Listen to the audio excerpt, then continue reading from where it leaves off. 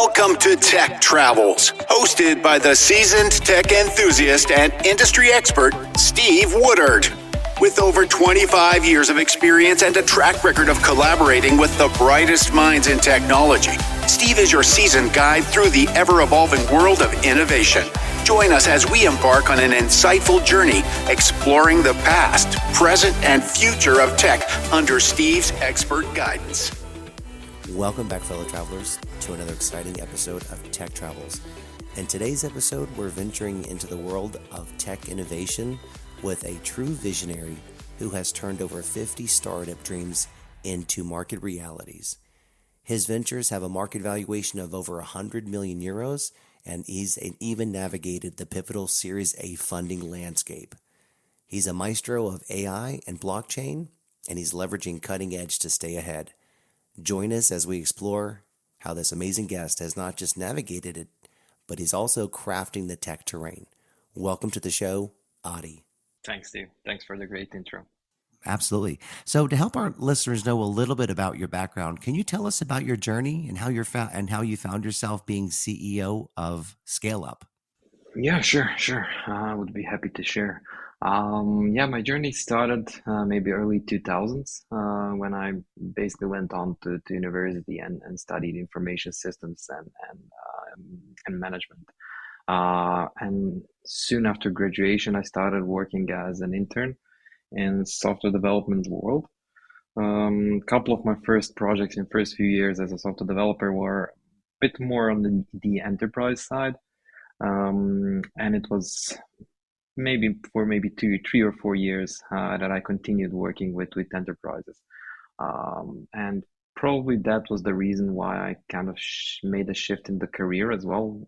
Total shift. I shifted from working as a software developer to a more management role as a project manager initially. It was a bit thrilling, kind of moving to project management role in a startup ecosystem.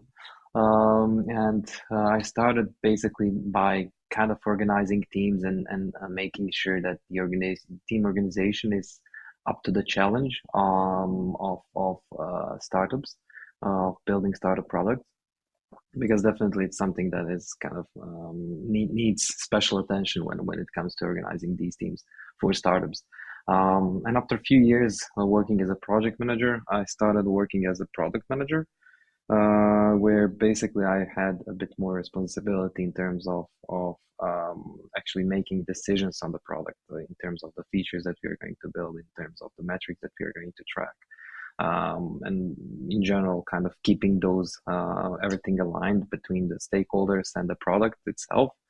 And at that point, basically, those achievements that you mentioned, Steve, are kind of where they came. Basically, I led first one startup through the Series A, where they basically managed to raise about 2 to 3 million euros.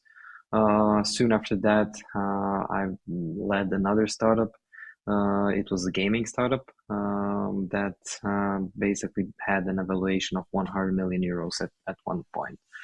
All of those roles, after that, I worked as a proxy role as well as a product manager for multiple startups from USA and EU countries as well. But all of those roles were through like a proxy role through different tech service companies. And kind of it was limiting in a way that the level of responsibility or level of decision making that I could do on the product itself. And I identified that there is a gap in how all of these tech service companies work with startups. And I decided kind of to step up the game and find ScaleUp. And at that point, basically, I have found ScaleUp, and since 2019, we are leveraging that and filling that gap in a way that tech service companies are working with startups. Like many of them, majority of them that I work for, are kind of trying to replicate the outsourcing model and apply that to startups. And it simply doesn't work. I mean, if you want to scale startup, if you want to make startup success, from that technical aspect, you need to be a bit more hands-on with the startup, and it's not simple as that, like outsourcing. It's more of being that extended arm and kind of making decisions, making the advices, making sure that every aspect of product is built correctly, etc. So it needs a bit more reliability. It needs a bit more dedication, I would say, from the tech team. And that is what we do basically from 2019 onwards. We're working with startups from Europe and USA, building startups from the tech side of the things, assisting with monetization strategy, assisting with business strategy, assisting with legal stuff, etc. Like trying to be one-stop shop for startups from all around the globe. So pretty much that's where we are at now. And now. Yeah, Adi, that's amazing. Your journey from project to product management and identifying a critical gap in those tech services for startups is really fascinating. I wonder, what was the precise moment or instance that highlighted this gap for you? Was it a particular trend in outsourcing that you found that didn't align with startup needs? Or did you notice a broader need within companies that simply just couldn't fulfill internally? I'm really interested in what sparked the creation of ScaleUp, and what was your approach to providing a real comprehensive approach for tech partnerships for startups? Mhm. Yeah, good question. It's I mentioned that outsourcing model, all of the like majority of big tech companies that that are from kind of known tech service companies. When I say tech companies, I mean tech service companies. Majority of them are the biggest of them are awesome in that organization segment in providing developers for the startups for the enterprises. When enterprise comes and say, okay, I need 30 developers of this exact technology or of this exact tech stack, etc. So they're perfect in aligning and offering that kind of support. If someone comes to me in ScaleUp and says, okay, I need 40 developers of specific technology, I would say like no chance that we can provide that. So these companies are awesome in that segment, but they're more kind of specialists rather than generalists. And I would say that in order that you can work successfully with startups, you need to be a bit more on that generalist side, where you can assist startups in multiple ways. So it's not only like giving them developers and saying, okay, this is hourly rate for developers and this is it. So they are your developers. Now it's not simple as that. Startups needs a bit more attention. They need help in organizing. They need help in building the product roadmap. They need help in user research, in customer research, etc. So this is the gap basically that I identified by working with my majority of these companies, like big companies I work for, and they're kind of perfect in this model that I said, like being able to provide a huge number of resources. They call it resources to multiple of these enterprises. And they're proficient there, really. Like that setup is awesome. But when it comes to startup, it's whole different game and whole different story. And I always say to startups, like, you don't need to work with ScaleUp, but when you choose startup, like when you choose tech partner, you need to choose company not by the number of employees, but by the expertise that they have, because majority of big players there are not going to provide the services that these smaller players can. So that is a pretty interesting point. Yeah, absolutely, Adi. I mean, you've illuminated the unique need for startups to be compared, that need to be compared to large enterprises, especially when it comes to tech partnership. Sometimes startups often operate within a limited number of resources, and really they need partners who offer not just manpower, but really can help target that expertise. So, can you walk us through how you step into a startup's journey to help them refine their ideas and really develop a market-ready type of MVP or minimum viable product? What type of strategic input and direction do you provide to ensure that they're not just creating a product, but the right product for the right target market? Mm-hmm. Good question. Like that is more like it's more that performing that due diligence at start. It's about like if someone comes to me and said, okay, I have 100K for MVP, I would never build the MVP for 100K because that's a stupid move from the tech company to do. And whenever someone asks me like, are you stupid? I mean, why don't you take all of the money that they are offering? It's we are in it for long term, you know. And I think that every tech company should be in the game for long term. When I say long term, it says, okay, you have a 100K for a budget, that's awesome, but let's put it on drawing board and let's see what kind of functionalities are the core for your product, and let's build it with the smallest amount of budget possible, like it's 20, 30, or 40 or 50K, and let's get it out there, you know. So let's build that MVP that has that unique value proposition that you need, that you envision, and then show that to customers, onboard new customers, take the feedback, and then use the remaining budget on upgrading the product to be accustomed to the needs of the customers of your product, right? I mean, that's a very compelling approach to MVP development, focusing on core value with an agile response to feedback. Really interesting. But reflecting on this, could you highlight or just highlight a standout project where your methodology really made a significant impact? I'm interested really in a case where once you've launched, the market response was overwhelmingly positive or even game changer for some users. Any examples that you can share? I mean, that would be really fascinating. I mean, even just broad strokes of what it was and its success.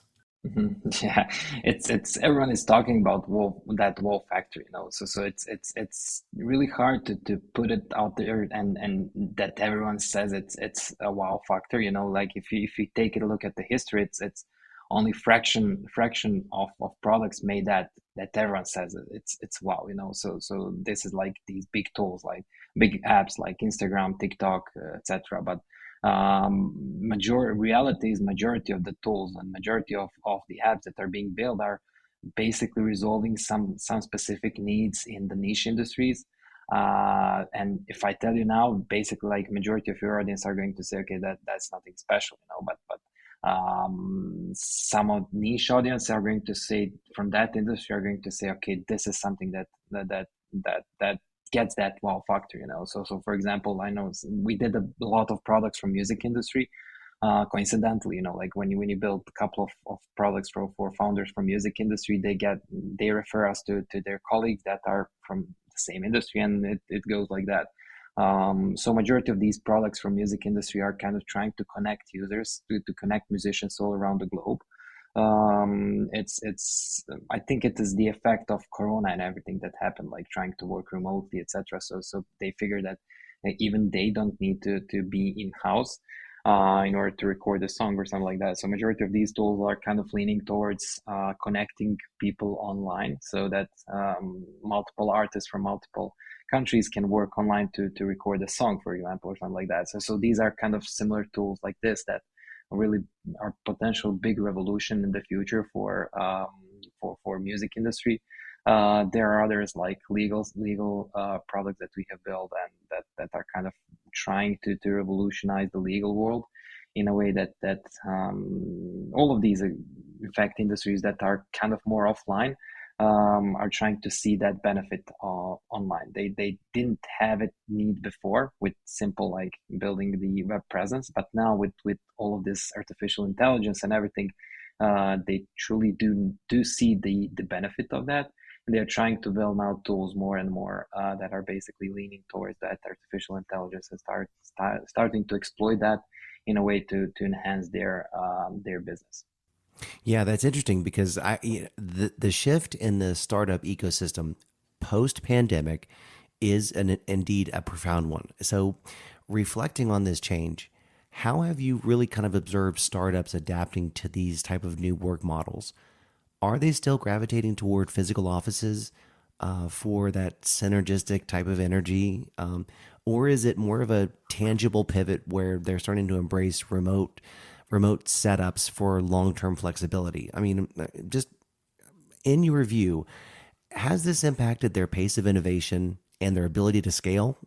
I would think that, you would think of, especially around AI, that's playing more and more and more of a significant role in their type of operations. Yeah, that's kind of awesome point because um, there's this big battle. If you see like there are people that are promoting like remote, and they are like always saying like I would only work for remote companies, and then on the other side there are companies that are saying like in office rules, so we need to stay in office in order to improve the quality of the work and everything. Personally, I saw that kind of the trend was, as you said, like in Corona, it was remote, obviously, because of the situation, global situation, etc. And part of why the people were enthusiastic about that is that is something new, and basically they were forced to do that. Nowadays, I see the trend going back into in office, and basically like people are really enjoying that socializing on work, and kind of being 1 meter, 2 meter from another person, and kind of working together on some specific tasks.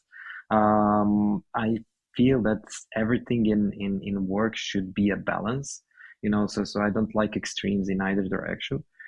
So I'm not big fan of remote first or remote only companies. I'm not big fan of companies that are saying, okay, in office is the way to work. So I think the future definitely lies in hybrid mode. So basically either allowing people that to work a couple of days from home, or giving them an option to work from home if they would like. So I think that hybrid is a way that is going to be in the future. But definitely there is a shift of people that are coming back to the offices and kind of praising about that, and loving that fact, that they're going back to the offices. Yeah, it's interesting. I mean, navigating the shift in the workplace, I mean, specifically preferences post-pandemic is fascinating. I mean, so with this return to office, this office spaces and the social aspects they bring, I mean, it sounds like the hybrid model is what you're foreseeing as the future norm. So switching gears back to AI, as we look and we stand in 2024, there is a surge of AI tools at our disposal. And I'm really curious about the tangible impact it has on startups.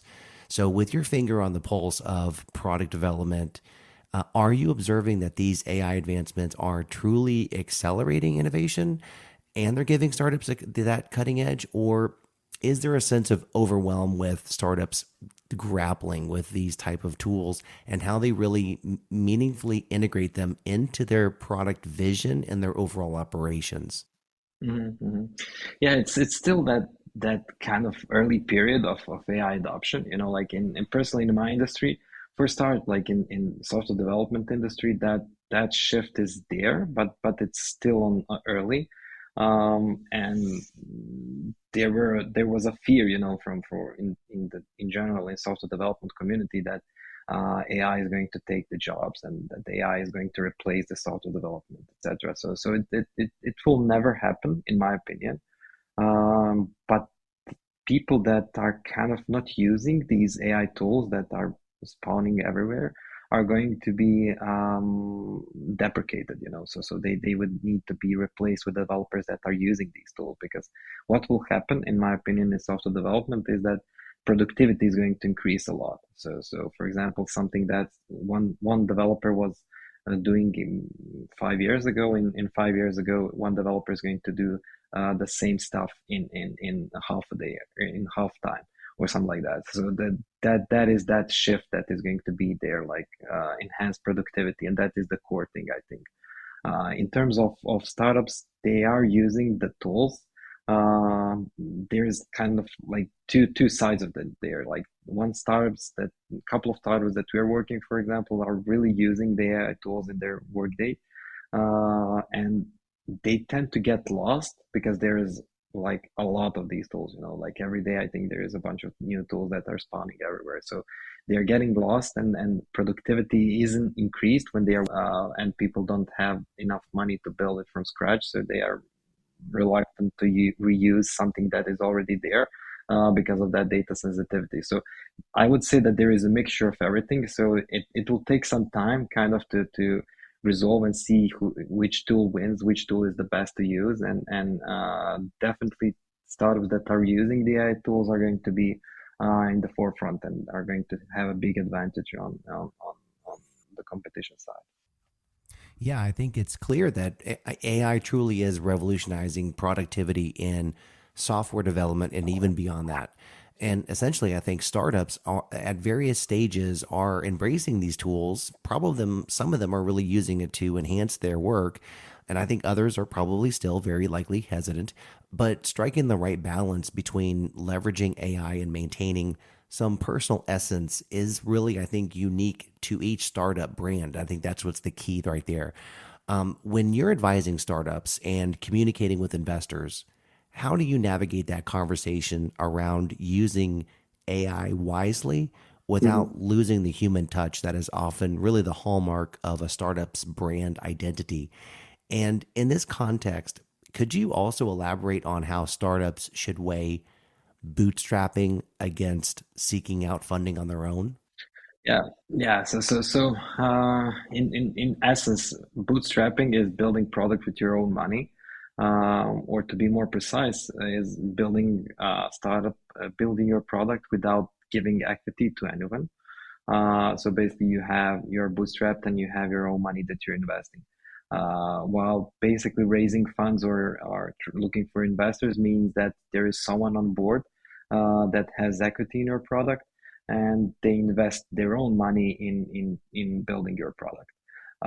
So basically, that is like at the core the difference. But as I always say, like often question that I get from either from founders or from a couple of investors that we are working with as well. Like they often ask us like, what do you think? What is better? You know, like there is two sides of the thing. One side of the thing is that it's better to invest your own money and keep the equity in your product. But the bad side of that is that if product fails, you lost your money, right? If you get the investment, you give out the equity. So the bad side of the thing is that basically someone else is going to take earnings of your product, right? The good side of that is if product fails, you lose your money. Basically, the investors lost their money, right? There is kind of the good and bad side in all. I would say that in order for company to scale up, no pun intended, in order for company to scale up, it does need some external investment uh, at at one point, right? I would say that as long as you have that, as startup founders don't have an exact idea of what they want to achieve, and if the problem that they're resolving is really problem, and if the solution that they have is really a solution for the problems for their customers, they should bootstrap and kind of until they find that solution for the problems. When they do find that, and I mean building like simple MVP or something like that, when they do that, that might be a good time for start raising and start connecting with potential investors, etc. Reason for that is that it's a lot easier to get investor when you can show that you have a clear path to product market fit. And the second reason is that since you already have a product, you already have made some progress, it's going to take less equity, giving away less equity for more money, basically. So, what are some indicators that signal the need for scaling up? You mentioned scalability, and I think this is kind of where when startups start to progress to a certain stage, they often reach a point where they must expand their operations. I think this phase is kind of referred to as reaching velocity. So when you've observed these startups, what are the different funding changes that they need required in scaling up? What are the critical factors that really enable those startups to achieve true scalability, whether through secure funding or accessing resources, acquiring talent, or just other key elements that really help propel them to the next level of growth? Yeah, it's like startups are a tricky game. At start, when everyone starts, the founders are doing everything by themselves, right? All of everything. I mean, from marketing, sales, product, etc. Everything that is done by founders, two founders, or through the founding team. Let's say it like that. Gradually, as startup is evolving and growing, all of these things should be taken care by someone else. Basically founders should start slowly to delegate things, and this is the critical aspect. In choosing the right persons and right people, to delegate these important tasks. It's time to employ someone to be the CMO, for example, Chief Marketing Officer. You need to have someone reliable that that they are going to perform well. Same goes for other positions like CFO or CPO, etc. So basically, you need to have a great team, and that is the core to whom you can delegate the responsibilities that you have when it comes to the scaling up your product. If you have a good, solid team, it's easy to get the organization inside of the team. It's easy to get that planning. It's easy to prepare that infrastructure for to overcome everything that comes with scaling. Huge number of users, huge number of invoices, huge number of visibility toward multiple clients, a lot of communication with potential clients, and everything that needs to be handled correctly. But having that right team for that is the key. Everyone is kind of obsessed with the planning and organization, and I say that it's easy peasy to say it like that. It's really easy to do that if you have the right team. If you don't have the right team, every organization and planning of work is going to be tough to do. And don't be afraid about employing the wrong people. It will happen inevitably. It's about having a system that basically spots that there are some bad performance inside of the team that can be replaced, that must be replaced. So that is the key, to have that kind of system of responsibility inside of the team that clearly states, okay, this was your responsibility, this wasn't done correctly, etc. And then basically replacement comes and everything is pretty much resolved. But in order to have that, you need to have a capable majority of the team and have that system in place. And I say, like, organization, everything comes naturally with the right team. Yeah, I mean, I think that that's definitely a great bit of wisdom. So 2 questions before we round out our segment for the day. My first question is just in your opinion, how do you start to see AI transforming that job landscape for software developers and startup? I know you mentioned it's not going to eliminate jobs, but what do you see as kind of the pivotal, that watermark moment where it's going to change kind of how software developers work in a startup environment? Mhm. It's no big change comes overnight, So it's when ChatGPT was released, it was a boom, So but nothing changed overnight. Like no one lost their job overnight. It is going to be a gradual process. If you take a look, like for software developers, it's they cannot the productivity of software development has increased already, but with these AI tools, like internally in ScaleUp, we are using them, but it's not like 40 or 50% increase in productivity. It's more like 10 to 20% increase by using these tools. But in a way, it's not going to come overnight. But the core thing is that people need to understand that when I say people, it's software developers, need to understand that the job that we have done for a decade is going to be revolutionized in a way that it's going to be changed, and it's going to be we need to start using these tools in order to increase the productivity, increase the efficiency of the code, increase the speed of writing the code, etc.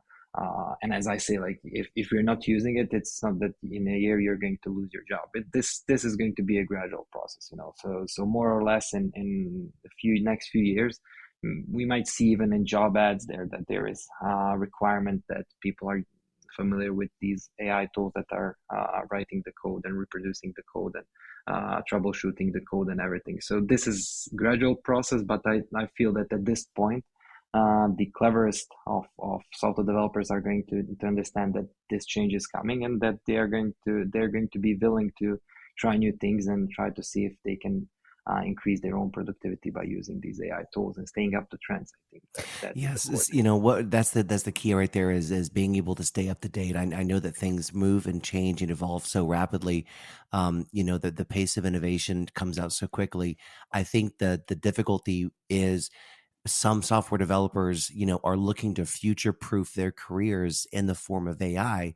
So kind of given that context, if you were to speak to a group of software developers, what advice would you give them about how they can still continue to keep learning and upskilling in this rapid pace, just because things are just coming out so fast?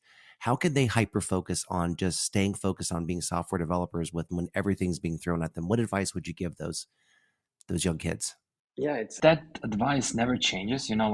I always advise everyone when they're starting their career, like focus on single development programming language. And that language is not needs to be something that's like a core one programming language. So I don't want to be too techy but if someone starts off as a software developer and they start using a React as a JavaScript framework, that's pretty short-sighted. Like if you're proficient in React, that's cool for the start for now, but what is going to happen in a few years? Is React going to be popular or not? So it's going to be an issue for them to shift to another language and everything, and to another framework. But if you get that core knowledge, understanding, like starting with some basic language like core language like Java or JavaScript or something like that, understanding that concept of software development, how everything is code, how code is written, what code does, etc. Understanding one programming language in details really opens up the perspective, and it's really easy for developers to shift to another programming language. Majority of people that I work with that are really proficient in one language, it's a matter of few months to switch to another programming language, and they are writing the perfect code in that language as well. And regarding the AI tools for junior developers, I would say don't bother with that when you start a career, because AI tools are great assistants at the moment for a bit more senior developers or developers that are able to write their own code. For junior developers, they're going to be lost in that level of code that is being generated by AI. Like it's like something is AI tool is writing the code that they don't understand. So you need to understand what the AI tool is writing. So in order to do that, you need to be proficient with the code. You need to understand the code and everything. So I would say when you're starting, choose a core language, learn it in details, and then it's really easy to even exploit these AI tools or shift to another programming language if you would like, etc. So that is the advice that stood there for, I think, last decade or so. Wow, truly fascinating. So, Addy, so as we wrap up, as we bring things to a close, I would love to hear your final thoughts on where you see startups integrating AI into the future. What's your vision for the next wave of innovation in this space? What are you looking for? In terms of innovation, it's really hard to predict, So it's like we have a big leap with LLMs today. A big question is going to be how to truly innovate with LLMs in a whole set of industries that we have today. And it's something that's really hard kind of it's hard to predict, because every industry is going to have their own revolution in terms of the AI. So it's hard to predict for each industry. In general, I think that we had a breakthrough. LLMs are there. It's more a matter of question how to implement that, or how to reuse that technology in specific industry. Technology movers like myself are not going to be able to do that on their own. So in order to do that correctly, we are going to need industry experts, So if we are building a tool for music industry, we are going to need industry experts from music industry. If you're doing that for legal industry, you're going to need experts from legal industry, etc. So it's more going to be a cooperation between tech companies, as it always was, with industry experts. And I feel that at this moment, like the biggest benefit that in general AI is going to bring is a fast prototyping, in a way that you can really spin off a lot of ideas in a shorter amount of time and see if they work. So before that, you had 3 or 4 months basically of building the MVP and seeing if that will work. I think that nowadays we are closing the gap, and kind of we are trying to get something out there in a few months or a month or two, and spinning off multiple ideas and seeing if they get traction. If they get traction, then we can build it up and basically build a proper code and proper product. And I feel that is the biggest advantage that at the moment AI is going to produce, like giving that flexibility to founders to test a lot of ideas in a shorter amount of time, see what works, and then double down on that idea. But it's going to be definitely interesting to see if what kind of revolution to a specific industry AI is going to bring. And I think that's really, really hard to predict. I wish we had a crystal ball so we can predict, right? So that way we can start betting on the future.